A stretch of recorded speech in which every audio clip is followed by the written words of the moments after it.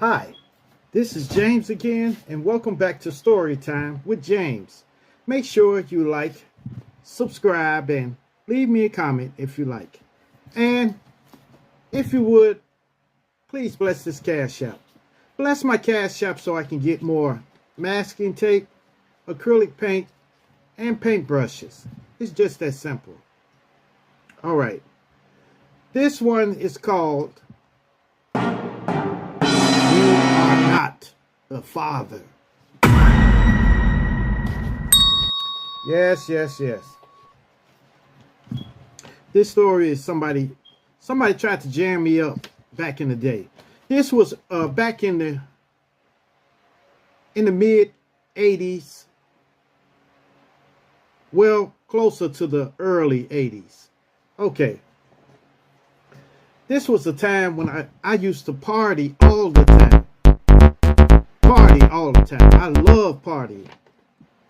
And we used to go to these parties where you dance all night. At the party, I met this girl named Tina. Okay? Now, Tina wasn't the best looking woman. And she was kind of, had a little weight on her and stuff. But she could dance good. She could dance. So I wasn't attracted to her like that, but I was cool with her because she can dance good. I like dancing with her, So at this party, I met at that party and it kind of exchanged numbers, okay? We exchanged numbers, okay? Then there was another party and I happened to run into her again. Now, she was kind of trying to get close to me, but I was always, nah.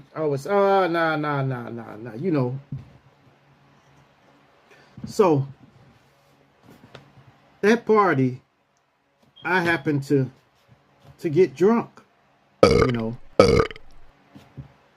I was kind of drunk a little bit at that party. So, after the party, we were all leaving. And I did kiss her. We kissed each other. That's it, So after that, we were very young. We were real young, So after that, I started, she kept trying to call me. And she called me one day and we talked. And she kind of rubbed me the wrong way, So I didn't want to talk to her no more. Matter of fact, I was talking to somebody else, So I was trying to let her down. Not that something started or something, but I tried to ease away from her, So I started checking to see what party she was going to be at. If she was at that party, I'd go to another one, So she continuously tried to call me. Then one of my friends came to me. This was a girl. She was a friend of mine. She said, Tina pregnant. I said, oh yeah? Okay, that's good. Maybe she found somebody. She said, no, it's yours. And I said, how can it be mine? She said, yep, it's yours. So I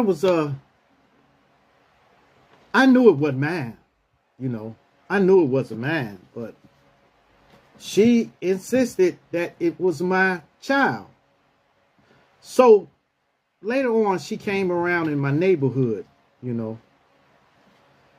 and I kind of went off, I let her have a piece of my mind, And she went away And then when she had the baby, I was shocked that she named the baby James.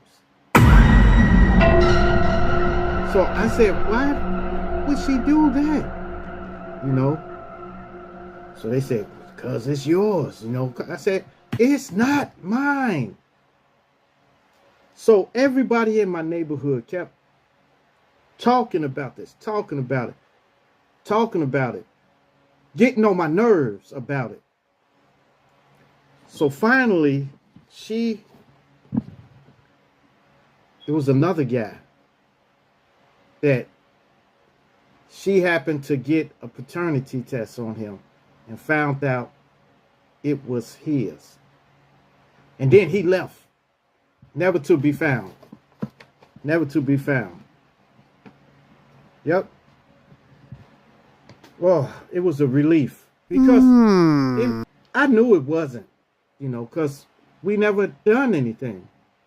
But I guess we were young, so I guess she had a young man or something, you know. But that was crazy.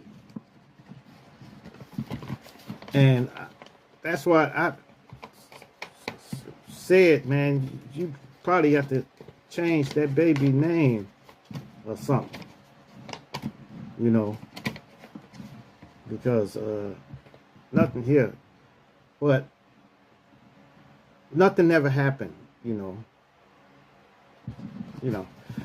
So like young guys out there, don't get yourself in this situation. Okay? Get a paternity test. All right? To be on the safe side. Because yes, I know some of y'all crazy, you know, that don't use protection or something like that. But just do that and stay on the safe side. All right? And if it is yours, be a father. Be a father. You know, I've never run out on any paternity issues. When both my daughters were born, there was no question. When my son was born, no question. So, all right, y'all. Make sure you like, subscribe, and leave me a comment if you like.